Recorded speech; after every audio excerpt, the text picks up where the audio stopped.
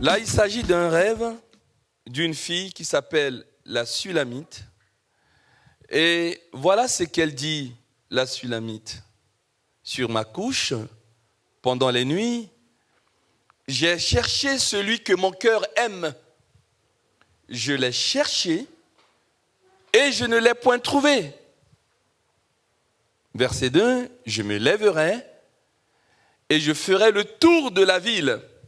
En fait, dans son rêve, elle rêve et elle se tourne pendant son sommeil dans sa couche et voit que celui qu'elle aime n'est pas là. Et qu'est-ce qu'elle dit ?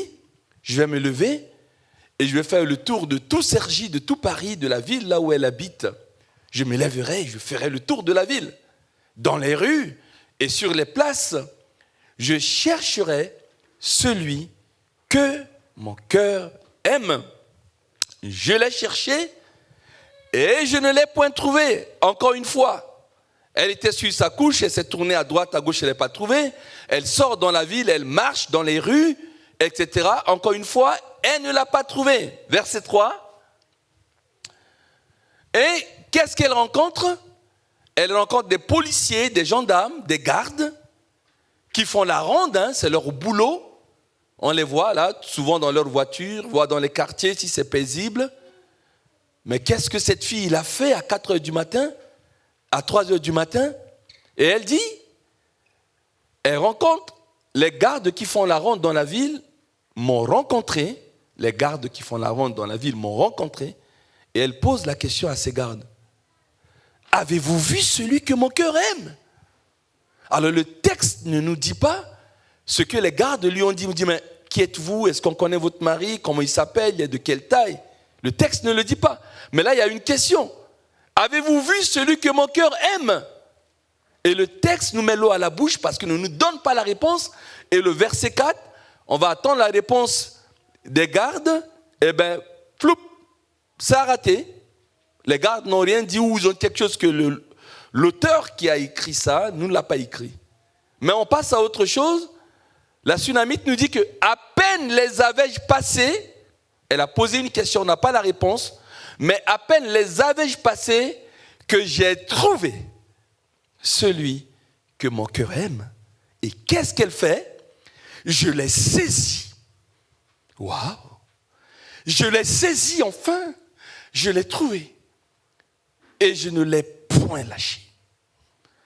Jusqu'à ce que je l'ai amené, c'est-à-dire que quand on voit comment les choses sont imagées, dans la compréhension, elle saisit celui qu'elle aime et elle l'amène dans la maison de sa maman, dans la chambre de celle qu'il a conçue.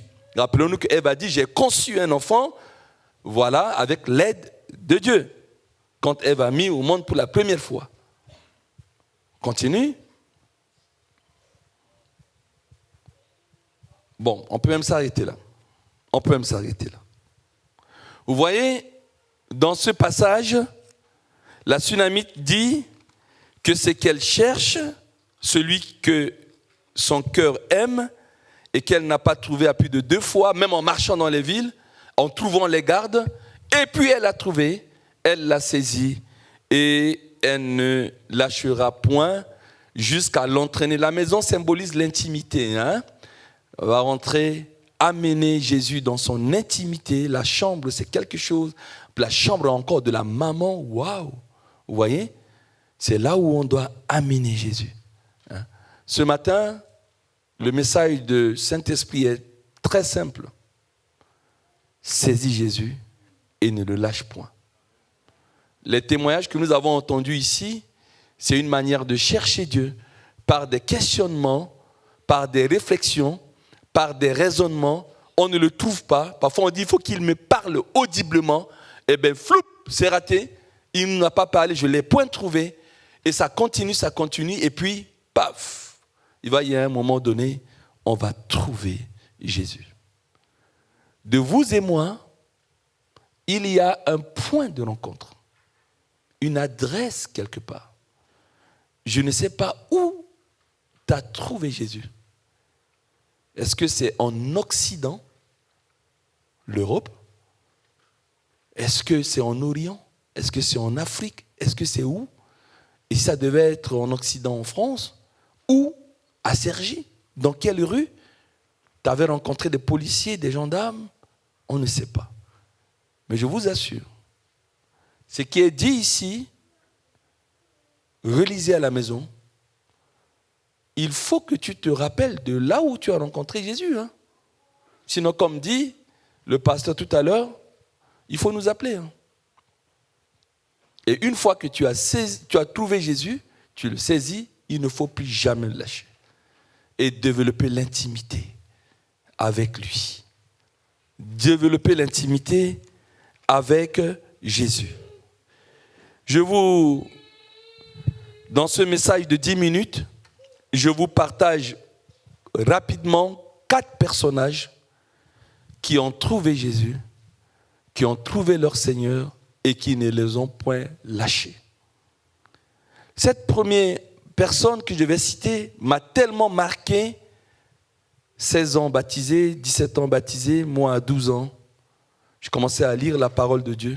Tout de suite, j'ai commencé à faire des études à distance, par correspondance de théologie. Et j'ai commencé à aimer la Bible. Et il y a une histoire qui m'a trouvé cet homme qui symbolise quelqu'un qui n'a jamais laissé son Dieu, jamais laissé son Seigneur. Et j'ai dit, dans mon jeune âge, quand je me marierai et j'aurai un enfant, qui plus est, si c'est un garçon, je l'appellerai de ce nom. Et que son épouse puisse lui dire, puisque j'ai ma belle-fille dans la salle, c'est pour ça que j'ai appelé ton mari Job. Parce que Job, c'est cet homme. Mais vraiment, on ne peut plus que cet homme en termes d'épreuve. Il a perdu tous ses enfants. Tous ses enfants. Et la nouvelle pouvait donner une crise cardiaque, pouvait donner un AVC. Les filles se sont rassemblées chez leurs frères. C'est comme l'été comme ça. Ils avaient un barbecue. C'était la fraternité. Et bam, un éclair passe par là. La foudre est tombée. Ils sont tous morts. Et les gens venaient dire, monsieur, ton fils est mort. Monsieur, ton fils est mort. Monsieur, ton fils est mort. Et tes filles. Mais dis donc. Et l'apprendre en un jour. Qui a connu ça, sincèrement? Déjà la mort d'un ami ou d'une amie. Regardez comment notre sœur, parce qu'elle est notre sœur depuis quelques minutes. Avant, elle était cousine. Voilà. Notre sœur Siegfried. J'aime bien ce nom. Espèce d'Alsacienne. Bon, on ne sait pas si vous êtes français ou allemand, enfin, c'est pas grave. Il faut que je reste sérieux. Parce que ce message est sérieux. Alléluia. C'est important, très important. Mais on perd un papa. Moi, j'ai perdu mon père. J'étais très proche de ce que tu dis, en train de dire. Je dis, je vais vivre comment? En plus, je suis fils unique, 6 sœurs. Voilà, fils unique, attaché à mon père. Je vais vivre comment? Mais là, on a un père qui a perdu tous ses enfants en un jour. Je ne vous fais pas de dessin, comprenez? Il était riche. Toute son entreprise foudroyée. On voit des chefs d'entreprise qui dépriment, qui ont mis les clés sous la paillance. On a des chefs d'entreprise qui sont devenus clochards. Parce que le cercle de la clochardisation commence lorsqu'on perd son entreprise, on perd son emploi, on ne peut plus payer ses loyers, ses charges locatives, on est mis dehors, voilà, on va au CCAS et puis après, voilà, un jour, on est maintenant dans la rue. La vie est compliquée. C'est ça. Mais il a perdu toute son entreprise. Qu'est-ce qu'il faut faire? N'est-ce pas là des raisons pour lâcher Jésus, s'il vous plaît? Pour lâcher Dieu? Des raisons objectives. Non mais dans les yeux, je vais vous dire quelque chose, quand même. Nous aujourd'hui, on demande juste une seule chose dans notre prière, Dieu ne nous a pas exaucé, c'est la fin du monde. C'est la 3e guerre mondiale. Alors Jérémie, lui, il dit toujours non, c'est pas vrai. Attention, je t'ai parlé ce matin, chaque fois que je te vois, je te dis, est-ce que tu as régné Dieu? Parce que Pierre était comme ça. Hein? On est tous faits de la même manière, Jérémie. Il y a des moments où on va douter. Il y a des moments où on va dire, mais comment ça se passe? Mais il n'a pas régné. Il a continué. Et là, les plus grandes épreuves, ce n'est pas le matos. Hein. Le matos, non. C'est le corporos. Le corps. Pas le matos, mais le corporos. Hein. Voilà. Quand lorsque ton corps est attaqué, ce ne sont plus tes biens, mais il y a la maladie. La Bible dit qu'il était tellement malade, maigre comme une guêpe, que sa bouche puait tellement que les gens se tenaient à distance pour pouvoir lui parler. Vous êtes déjà arrivé dans ce cas? Attention, hein?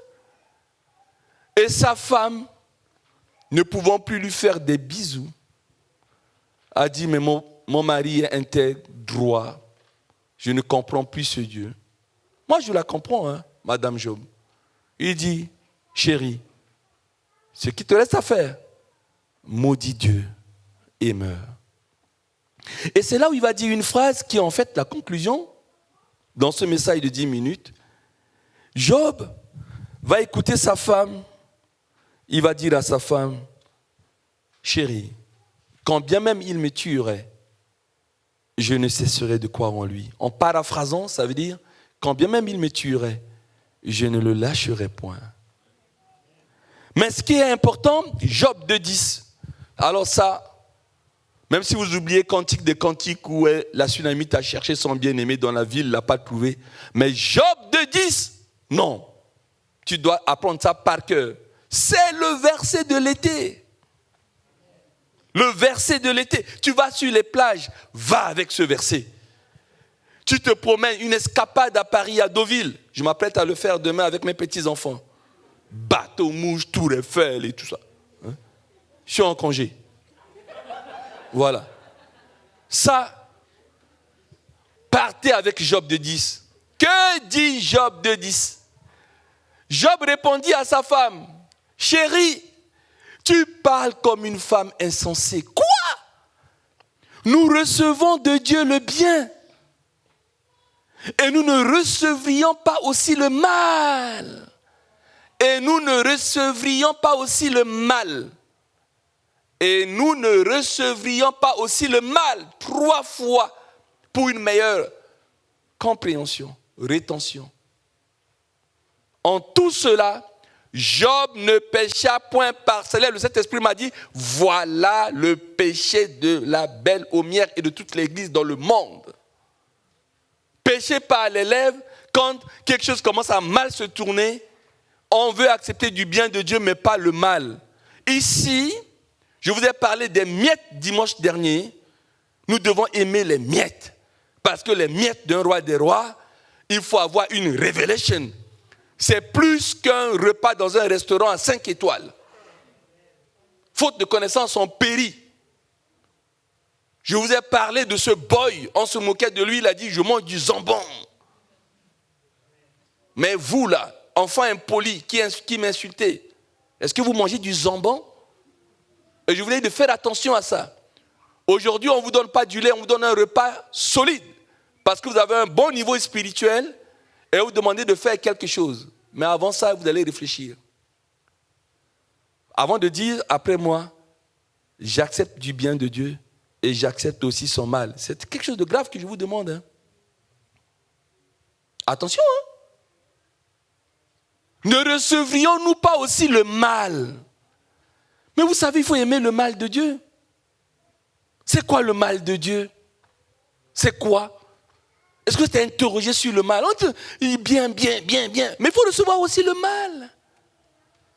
Pourquoi, madame? Pourquoi, chérie? Pourquoi, ma femme? Nous ne recevions pas aussi le mal.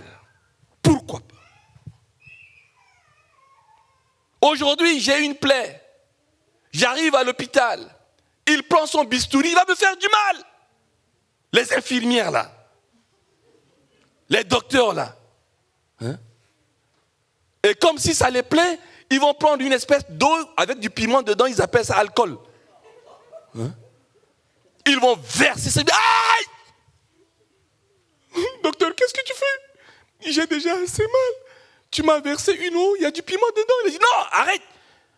Prends encore de la... Il verse encore. Ah!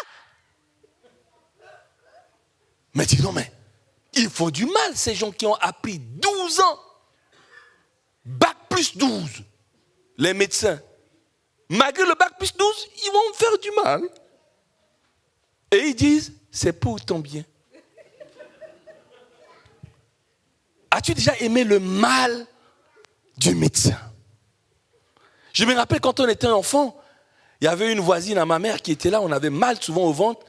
Et c'est une maman qui est spécialisée en massage de ventre en cas de mal ventre. En cas de mal du ventre. Te prend le ventre comme ça, elle broie le ventre. Tu as mal au ventre? On va voir ta maman commence à pleurer déjà. Elle prend ton ventre comme ça, elle te dit de tourner le ventre, de tournoyer le ventre, on saute. Mais après, tu es guéri.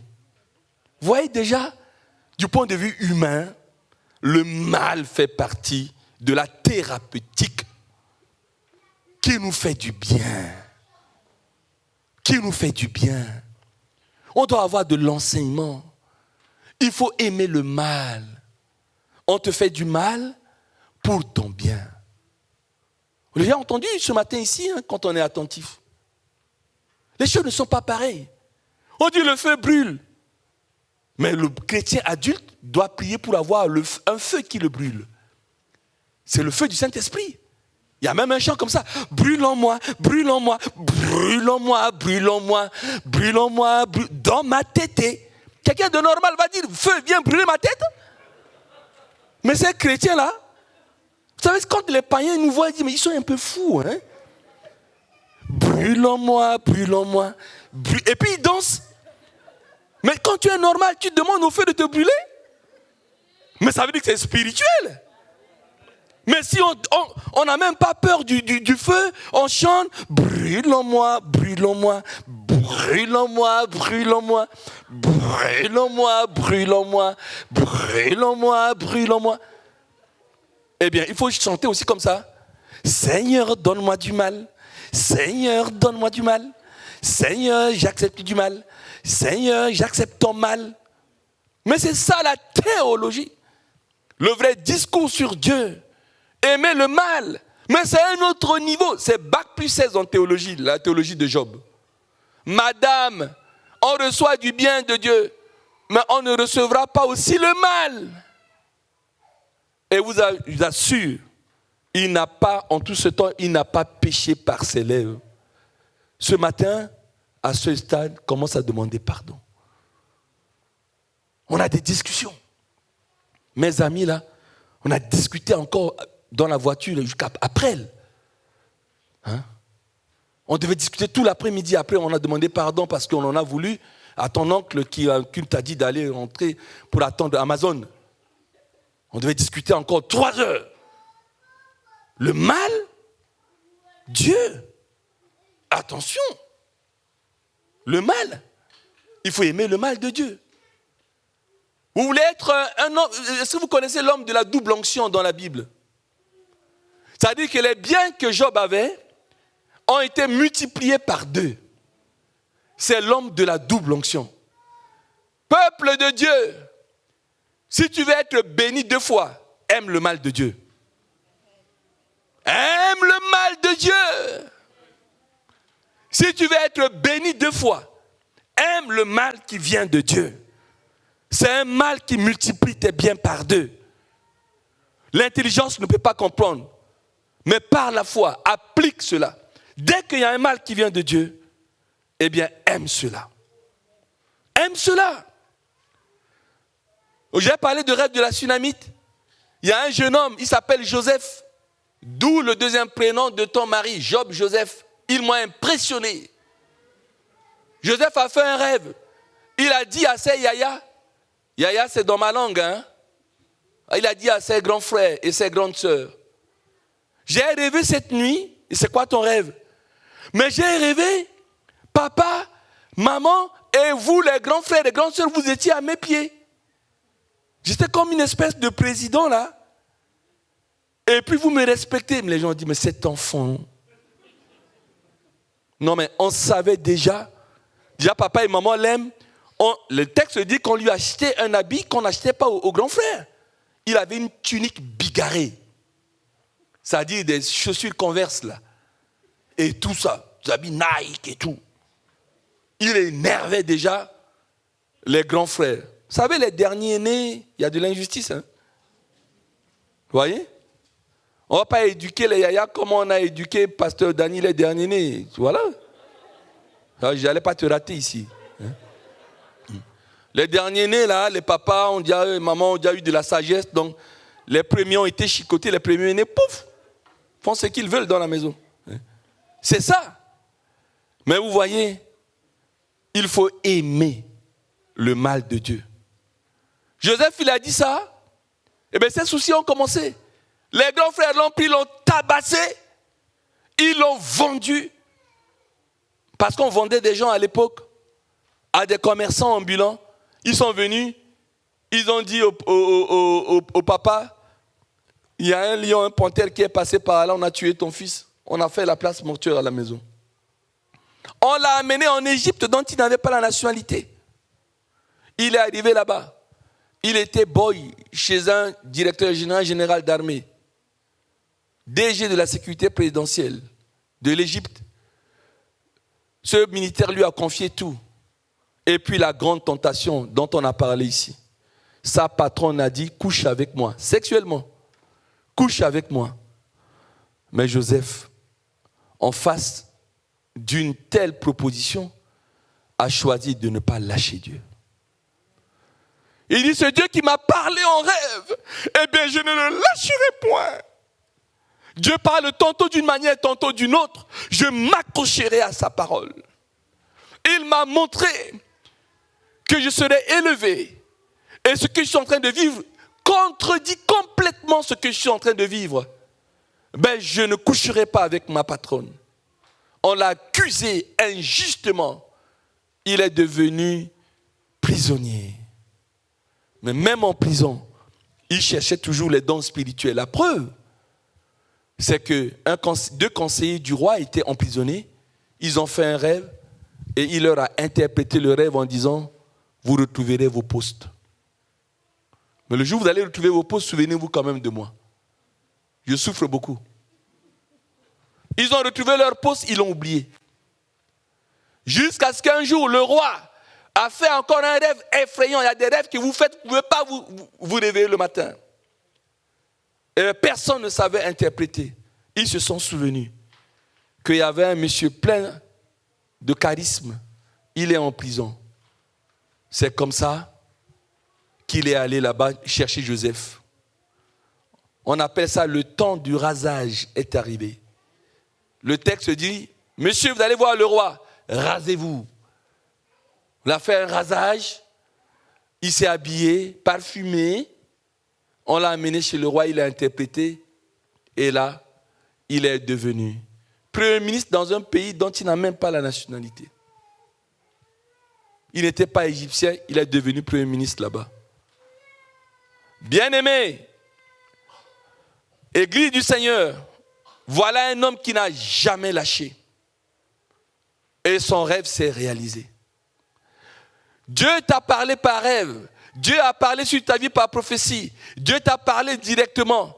Mais sur le chemin de la réalisation, le kairos de Dieu n'est pas encore arrivé que tu as lâché. Quand tu lâches, tu ne rentres pas dans ton destin prophétique.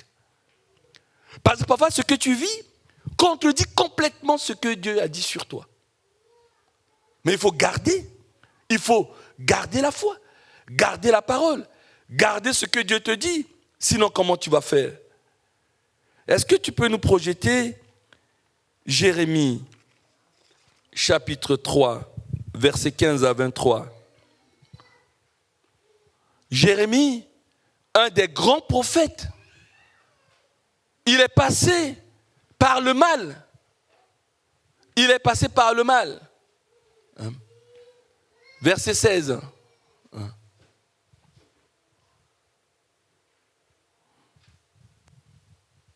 C'est Lamentation de Jérémie, je m'excuse. Pas Jérémie, Lamentation de Jérémie. Chapitre 3, verset 15. C'est le livre après. Voilà. Regardez ce que dit cet homme. C'est Dieu, hein? Il m'a rassasié d'amertume. Il m'a enivré d'absinthe. Verset 16. Il a brisé mes dents avec des cailloux. Il m'a couvert de sang. C'est ça le mal de Dieu, hein? C'est ça le mal dont je parle. Verset 17. Il m'a enlevé la paix. Je ne connais plus le bonheur. Voilà le mal de Dieu. Verset 18. Et j'ai dit, ma force est perdue. Je n'ai plus d'espérance en l'Éternel. Verset 19. Quand je pense à ma détresse et à ma misère, à l'absinthe et au poison, je lâche Dieu. Il m'a tout fait souffrir. Tout. Il a cassé mes dents. Ce Dieu-là, je ne le comprends pas. Faux. Quand je pense à ma détresse et à ma misère, à l'absinthe et au poison, verset 20, quand mon âme s'en souvient, elle est abattue au-dedans de moi, verset 21, voici ce que je veux repasser en mon cœur, ce qui me donnera de l'espérance. Bien-aimé, tu n'es pas personne parce que tu traverses un moment difficile. D'ailleurs, si tu es honnête, ou parce que tu ne lis pas la Bible. Mais quand tu lis la Bible, hein, je ne vous manque pas de respect. Mais nos petites épreuves, comparez-les à ce que les gens ont vécu dans la parole de Dieu. Je vous ai cité Job. Je vous ai cité un homme qui est déprimé, qui est là. Lisons la Bible clairement avec les bonnes lunettes. Ceux qu'ils ont vécu avant nos aînés, là, c'est trop. Ils n'ont pas lâché Dieu. Voici ce que je veux repasser mon cœur qui me donnera de l'espérance. Verset 22. Les bontés de l'Éternel ne sont pas épuisées, je ne le lâcherai pas. Point. Ses compassions ne sont pas à leur terme, je ne le lâcherai point. Verset 23. Elles se renouvellent chaque matin, je ne lâcherai point. Oh Dieu, que ta fidélité est grande. Elle est rentrée directement dans la louange et dans l'adoration. On quitte l'Ancien Testament parce que quelqu'un viendra me dire oui, mais ça c'était les anciens. On va dans le Nouveau Testament et c'est le dernier verset, 2 Corinthiens chapitre 11, verset 23. 2 Corinthiens chapitre 11, verset 23. C'est facile à retenir. Hein? 1 Corinthiens 11, 23, c'est la Sainte Seine. Et 2 Corinthiens 11, 23, voilà des hommes qui acceptaient le mal. Paul dit, mais il y a des gens qui se comparent à moi. Des gens qui veulent me faire concurrence comme apôtre. Vous savez, dans l'œuvre de Dieu, il y a des concurrences. Hein? Il dit, mais ces pasteurs-là, ces apôtres-là, sont-ils ministres vraiment de Christ? Je parle en homme qui extravague. Je le suis plus encore. Et on pensait qu'il allait dire, moi Paul, on prenait des mouchoirs, on venait, on touchait mon corps, on touchait les malades étaient guéris, ce qui est vrai. Au lieu qu'il mette ça en avant, il affirme qu'il est vraiment serviteur de Dieu parce qu'il a aimé le mal, quoi. Il a accepté le mal. Vous vous rendez compte? Il dit, je le suis plus encore par les travaux, bien plus par les coups. Les coups. Les coups. Bien plus par les emprisonnements. S'il te plaît, est-ce qu'on t'a déjà pris, on t'a déjà fouetté pour Jésus? Soyons quand même clairs. Est-ce que même la prison d'Oni, là, on t'a mis déjà dedans? Mais eux, ils ont été emprisonnés, non pas parce qu'ils ont volé, hein, parce qu'on les interdisait d'annoncer le Christ. Hein. Nous, déjà, on n'annonce même pas. Voilà. On est là toujours, bénis-moi, bénis-moi, bénis-moi, bénis-moi, bénis-moi, bénis-moi, bénis-moi encore. On ne bosse même pas pour lui. Là, emprisonné, bien plus encore, souvent en danger de mort. Verset 24. Il va faire une statistique. Il dit 5 fois, j'ai reçu des Juifs 40 coups moins 1. Verset 25. 3 fois, j'ai été battu de verge. 1 fois, j'ai été lapidé. Est-ce qu'on vous a déjà lapidé? On lapide juste votre voiture. Bye! Il y a le pare-brise qui, vous êtes dans tous vos états. Mais imaginez que le caillou qui a cassé le pare-brise, ça touchait votre front. Alors que vous êtes allé évangéliser. Vous allez dire, mais cette église est dangereuse. Hein? Je vais à l'église et voilà, j'ai le front fracassé. 1 fois, j'ai été lapidé. 3 fois, j'ai fait naufrage. On connaît la peur quand on fait naufrage. Hein? J'ai passé 1 jour et 1 nuit dans l'abîme. Verset 26. Fréquemment on voyage. Fréquemment. J'ai été en péril sur les fleuves, en péril parmi les brigands, en péril de la part de ceux de ma nation, en péril de la part des païens, en péril dans les villes, en péril dans les déserts, en péril sur la mer, en péril même parmi les faux frères. Verset 27, vous lirez à la maison, vous lirez. Moi, le message est terminé. Je voulais vous dire simplement, aimons le mal de Dieu. Aimons le feu de Dieu. Ce feu brûle que ce qui ne fleurit pas en moi. Le feu du Saint-Esprit n'est pas le feu de Satan. Ça ne me tue pas. Comme Moïse dans le buisson ardent. Le feu brûlait, mais ne consumait pas. Voyez, c'est ce feu-là. Le feu de Shadrach, Meshach, Abednego. La fournaise ardente. Vous êtes dedans. Dieu a envoyé déjà ses pompiers qui sont là-bas. Il y en a marre des chrétiens bébés, des chrétiens qui en sont encore à la tétine, des chrétiens qui veulent encore leur doudoune. Nous avons besoin de chrétiens adultes, des chrétiens qui disent qu'advienne que pourra, quel que soit X appartenant à R, je ne lâcherai pas mon Dieu. Monde entier, régnez Dieu. Je m'appelle Noé. Je rentrerai dans l'arche seul. Je viens à l'église, il y a 2 personnes, c'est leur problème. Mais moi, je viens à l'église. Je me connecte vendredi, il y a 2 personnes. On était juste 12 vendredi. Mais quelle onction! On est sorti de là comme un jardin arrosé. C'était le texte central. Un jardin arrosé. C'est comme cela, le chrétien adulte. Il n'est pas là pour de l'ambiance, il n'est pas là pour... Non. Il sait qu'il a rencontré son bien-aimé. Il l'a cherché dans les villes. Il l'a saisi. Il ne le lâchera point. C'est cela le message d'aujourd'hui. Certes, un message de baptême. Tu as saisi Jésus, ne le lâche point.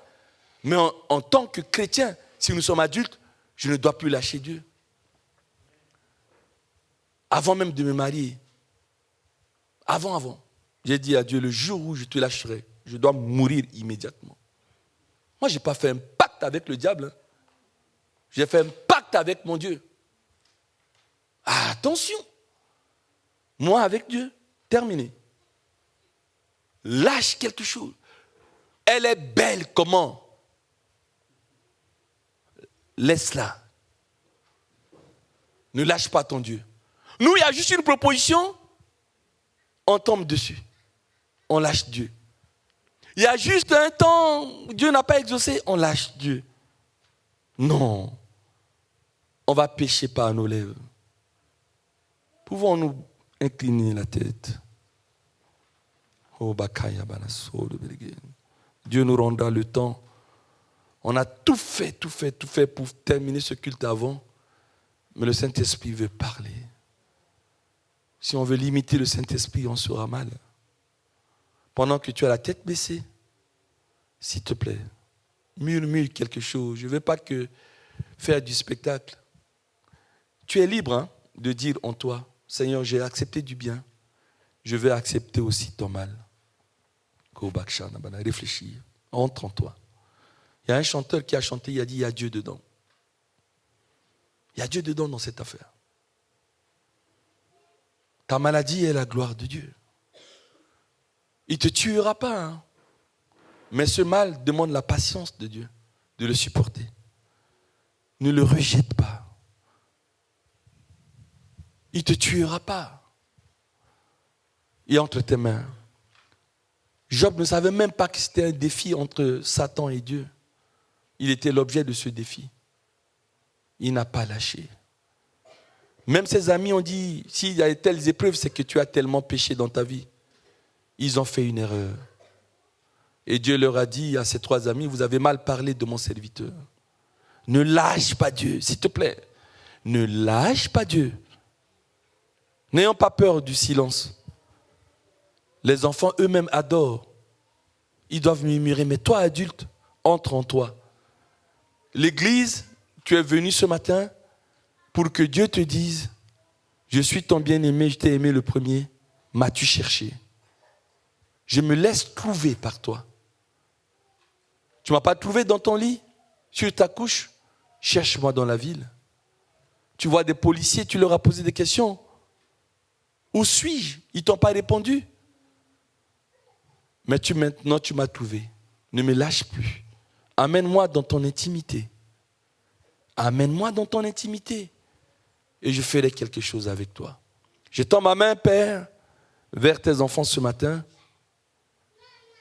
Depuis ton enfant Saint-Yana au bout ici, que je bénis jusqu'à son accouchement.